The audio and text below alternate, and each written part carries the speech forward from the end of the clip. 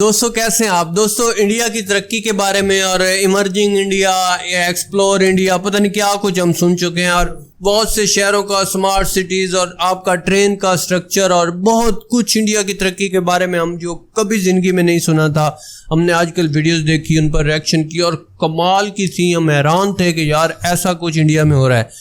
आज की जो खबर हमने सुनी तो हम हश दश दोनों रह गए। वाकई में ऐसा कुछ हो रहा है कि इंडिया इस लेवल पर पहुंच चुका है। इंडिया 5 मेगा स्टेप्स जो कि इंडिया बीट करने जा रहा है नासा को और स्पेस एक्स को। नासा जो स्पेस को सारा ऊपर खिलाई मिशन भेजते हैं, वो इंडिया में कौन से ऐसे स्टेप्स इंडिया मेगा लेने जा रहा है जिससे वो नासा को भी बीट कर देगा। और इतनी यार पता नहीं क्या कुछ। पूरी वीडियो देखते हैं फिर सही से हमें अंदाजा होगा कि क्या है वीडियो और क्या कुछ इसमें बता रहे हैं। सबसे पहले वीडियो को लाइक जरूर किया करें, प्लीज चैनल को सब्सक्राइब करें, एक कमेंट भी कर दिया करें। वीडियो देखते हैं। इस वीडियो में हम बात करने वाले हैं भारत में तेजी से ग्रो कर रही प्राइवेट एरोस्पेस कंपनियों के बारे में, जिनके आइडिया, प्रोजेक्ट और कॉन्सेप्ट के कारण फ्यूचर में भारत एरोस्पेस के फील्ड में एक सुपर पावर बन सकता है और नासा एंड स्पेसएक्स जैसी कंपनियों को पीछे छोड़ सकता है। दोस्तों विकिपीडिया के अनुसार एट प्रेजेंट में भारत में 25 private and government space companies exist करती है और ऐसी भी कुछ एरोस्पेस कंपनीज है जिनको 25 स्पेस कंपनियां इंडिया में वर्क कर रही हैं। हमने एक का भी नहीं सुना था यार। मतलब बैक रहते हुए अपनी मेहनत कर रही हैं। विकिपीडिया पर दिखाया नहीं गया। इनमें से 5 ऐसी कंपनियां हैं जो एयरक्राफ्ट इंजन मैन्युफैक्चर करती हैं, 6 ऐसी कंपनियां हैं जो एयरक्राफ्ट मैन्युफैक्चर करती हैं, 7 ऐसी कंपनियां हैं जो एरोस्पेस एंड डिफेंस के फील्ड में काम करती हैं और आखिर में 6 ऐसी कंपनियां हैं जो रॉकेट इंजन मैन्युफैक्चर करती हैं, जैसे Agnikul cosmos, Bellatrix aerospace, Godrej Boyce, ISRO यानी Indian space research organisation, liquid propulsion system centre और स्काईरूट एरोस्पेस जैसी कंपनियां। तो चलिए दोस्तों जानते हैं ऐसे 5 रीजन्स के बारे में जिनसे भारत एरोस्पेस के फील्ड में तेजी से आगे बढ़ सकता है। Number 1, Bellatrix aerospace hall effect thruster. दोस्तों ब्लैट्रिक्स एरोस्पेस एक Indian private aerospace manufacturer and small satellite company है जिसका हेडक्वार्टर बेंगलोर में है। भारत में ज्यादातर प्राइवेट एंड गवर्नमेंट एरोस्पेस कंपनियों का हेडक्वार्टर बेंगलोर और चेन्नई में है, जिनको भारत की सिलिकॉन वैलीज भी कहा जाता है। ब्लैट्रिक्स एरोस्पेस 2015 में एस्टेब्लिश्ड हुई थी, जिसके फाउंडर है रोहन एम गणपति और यशस कर्णम। कंपनी ने अपने रॉकेट चेतक को 2023 में स्पेस में लॉन्च करने। अच्छा, एक चीज तुमने नोट किया कि इंडिया की जो आजकल की जितनी भी तरक्की है ना, उसमें ना युवा इनके जो है ना, जितने भी नौजवान है उनका बड़ा हाथ है और वही नौजवान लड़के लीड कर रहे हैं टेक्नोलॉजी को और इस तरह की चीजों को का प्लान बनाया है। अब इनकी उम्र कितनी होगी? जिसमें फ्यूल के लिए लिक्विड मीथेन का यूज होता है। पहले कंपनी के पास केवल एक केमिकल प्रोपल्सन सिस्टम था जो लिक्विड मीथेन पर बेस है, और हाल ही में इन्होंने एक माइलस्टोन अचीव किया है जिसमें ब्लैट्रिक्स एरोस्पेस ने एक इलेक्ट्रिक प्रोपल्सन सिस्टम यानी हॉल इफेक्ट थ्रस्टर को सक्सेसफुली टेस्ट कर लिया है। दोस्तों ये इंजन भारत का पहला privately developed hall effect thruster है। हॉल इफेक्ट थ्रस्टर एक इलेक्ट्रिक प्रोपल्सन सिस्टम है जो 50 से 500 kg तक की सैटेलाइट में यूज किया जा सकता है। हॉल थ्रस्टर इन सैटेलाइट को 10 सालों तक स्पेस में प्रोपल्सन प्रोवाइड करवा सकता है। क्योंकि इलेक्ट्रिक प्रोपल्सन इंजन ज्यादा बेहतर और सस्ते होते हैं एक केमिकल प्रोपल्सन इंजन से। इनमें कोई केमिकल रिएक्शन का यूज नहीं होता, ये केवल आयंस को एक्सेलरेट करके थ्रस्ट जनरेट करते हैं, जिनमें ज्यादातर genome and krypton noble gases का यूज होता है। इस इंजन का use OneWeb satellite, Amazon satellite और स्टारलिंक सैटेलाइट में भी यूज किया जाता है, जो स्पेस बेस्ड इंटरनेट प्रोवाइड करवाते हैं। कुछ दिनों पहले ब्लैट्रिक्स एरोस्पेस ने दुनिया का पहला कमर्शियल माइक्रोवेव प्लाज्मा थ्रस्टर भी डेवलप किया था जो फ्यूल के लिए वाटर का यूज करेगा,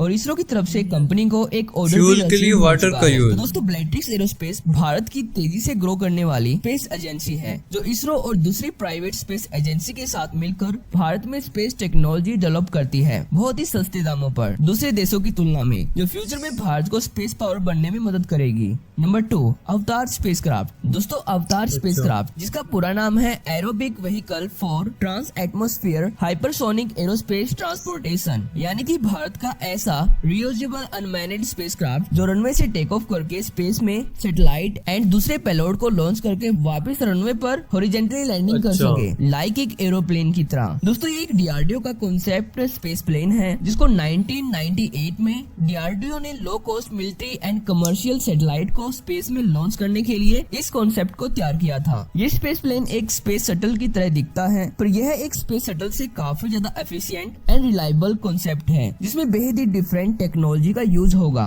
एट प्रेजेंट में भारत के पास कोई भी फुल्ली रियूजेबल स्पेसक्राफ्ट नहीं है, पर अब आप कहोगे कि इसरो की RLV-TD तो भारत का पहला रियूजेबल स्पेसक्राफ्ट है। तो दोस्तों मैं आपको बता दूं कि इसमें भी एक फर्स्ट स्टेज रॉकेट बूस्टर का यूज होता है, जो इसको वर्टिकली स्पेस में लॉन्च करता है, और ये करोड़ों का बूस्टर बाद में समुद्र में गिरा दिया जाता है, इसलिए ये फुल्ली रियूजेबल स्पेसक्राफ्ट नहीं है। इसलिए यहाँ पर एक सैटेलाइट को स्पेस में लॉन्च करने के लिए RLV की कॉस्ट उतनी सस्ती नहीं है जितनी DRDO के अवतार की कॉस्ट सस्ती होगी, क्योंकि इसमें कोई रॉकेट बूस्टर का मतलब के प्रोजेक्ट बना तो रहे हैं, लेकिन उन पर जो पैसा है ना वो दूसरे प्रोजेक्ट्स के मुकाबले में बहुत कम है, अफोर्डेबल है, और इसके अलावा वो अपने ऊपर इंसार कर रहे हैं हर चीज में। ये बड़ी कमाल की चीज है। यूज नहीं होगा। ये एक प्लेन की तरह टेक ऑफ एंड लैंडिंग करेगा। इसमें प्रोपल्शन सिस्टम के लिए 3 प्रकार के इंजन्स का यूज होगा। पहला ट्रोपो रैम जेट जमीन से टेक ऑफ करने के लिए, दूसरा scrum jet highest altitude gain करने के लिए, और तीसरा क्रायोजेनिक रॉकेट इंजन स्पेस में एंटर करने के लिए। तो भारत के लिए DRDO की यह स्पेस प्लेन एक गेम चेंजर हो सकती है। Number 3, Anand Mahindra invested in Agnikul Cosmos. दोस्तों ब्लैट्रिक्स एरोस्पेस की तरह अग्निकुल कॉस्मोस भी अपने खुद के rocket and propulsion system develop करती है। इस कंपनी को 2017 में फाउंड किया गया था श्रीनाथ और सत्यनारायण चक्रवर्ती के द्वारा। कंपनी का हेडक्वार्टर चेन्नई में है, जहां पर रॉकेट, सैटेलाइट और प्रोपल्शन सिस्टम तैयार किए जाते हैं। अग्निकुल का उद्देश्य है कि भारत में बहुत ही लो कॉस्ट पर rocket, satellite and rocket engine develop करके स्पेस में लॉन्च करना, जिसे हर कोई छोटी से छोटी ऑर्गेनाइजेशन अपनी सैटेलाइट स्पेस में लॉन्च करवा सके। जैसे अमेरिकन स्पेसएक्स नासा के साथ मिलकर काम कर रही है, उसी तरह से ब्लैट्रिक्स एरोस्पेस और अग्निकुल कॉस्मोस भी इसरो के साथ मिलकर काम करेगी, जिससे भारत स्पेस रेस में तेजी से आगे बढ़ेगा।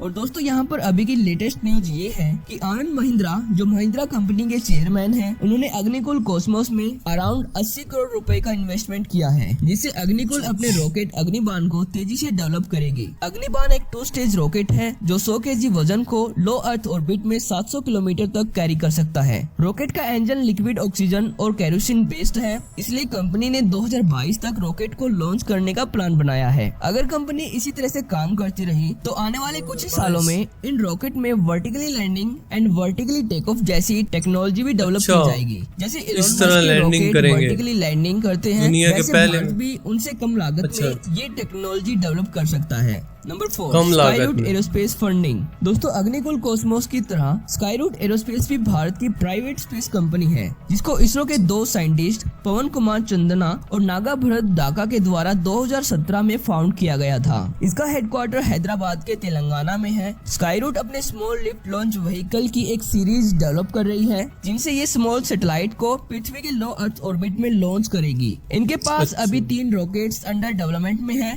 पहला विक्रम-1, दूसरा विक्रम-2 और तीसरा सबसे हैवी रॉकेट विक्रम-3, जो 720 किलोमीटर तक पेलोड को लॉन्च करने में सक्षम है। स्काईरूट ने भी 2020 और 2021 में अपने रॉकेट्स को लॉन्च करने का प्लान बनाया था, पर कोविड-19 के चलते ये लेट हो गया। अब कंपनी 2022 में विक्रम-1 रॉकेट को लॉन्च करेगी, जिससे भारत 2022 में स्पेस के फील्ड में काफी ज्यादा हाईलाइट होने वाला है। और दोस्तों अग्निकुल कॉस्मोस की तरह कंपनी को इस साल काफी ज्यादा फंडिंग भी मिली, जिससे अब इसका टोटल बजट $11 मिलियन तक पहुंच गया है, जो भारत को स्पेस पावर बनाने में मदद करेगी। Number 5, Godrej and Boyce. Space power मेरे ख्याल में बन चुका है भारत। स्पेस पावर बनाने की और गोदरेज बोयस का नाम नहीं आई, ऐसा तो हो नहीं सकता। दोस्तों गोदरेज एरोस्पेस ने 1985 में एरोस्पेस बिजनेस स्टार्ट किया था, जो भारत में इसरो के स्पेसक्राफ्ट बनाती है। मंगलयान एंड चंद्रयान जैसे स्पेसक्राफ्ट भी गोदरेज एरोस्पेस के द्वारा ही बनाए गए थे। इनके पास एरोस्पेस के हाईटेक स्पेसक्राफ्ट और इनके कंपोनेंट्स को बनाने के लिए हर प्रकार की रोबोटिक्स मशीन अवेलेबल है। गोदरेज एरोस्पेस अब तक 200 से ज्यादा रॉकेट इंजन, 600 से ज्यादा सैटेलाइट थ्रस्टर और 400 से ज्यादा पुरानी कंपनी है दूसरों की निस्बत ये गोदरेज। जैसा कि आपको पता ही होगा, इसरो अपना यूनिफील्ड लॉन्च इसके बारे में मैंने सुना हुआ ULV बना रही है, जो इसरो के PSLV and GSLV mark 1, mark 2, mark 3 को रिप्लेस करेगा। इस रॉकेट में भी Godrej aerospace 5 SE-200 rocket engines को डेवलप कर रही है। दोस्तों ये सभी प्राइवेट स्पेस एजेंसीज भारत को स्पेस पावर बनने में तेजी से आगे बढ़ा रही है, जिसे हम आने वाले कुछ ही समय में स्पेस के फील्ड में काफी ज्यादा एफिशिएंट और हाई टेक होंगे। तो दोस्तों आज की इस वीडियो में इतना ही। अगर आपको यार कमाल के यार, इतना मेहनत के साथ इंडिया पता नहीं क्या कुछ कर रहा है। तुम्हें पता है जो ममालिक तरक्की याफ्ता होते हैं ना, जो बहुत ज़्यादा अपने मुल्क में मतलब इतनी तरक्की कर चुके होते हैं, फिर वो बाद में स्पेस की तरफ देखते हैं। इंडिया अब उन ममालिक में आ चुका है जिनकी नज़रें चांद पर और स्पेस पर हैं, और अपनी सैटेलाइट लॉन्च कर चुका, और इतने रॉकेट्स अपने। अभी कुछ अरसा पहले एक खबर सुनी थी ना कि इंडिया का एक रॉकेट स्पेस पर नाकामी हुई है उसको जाते।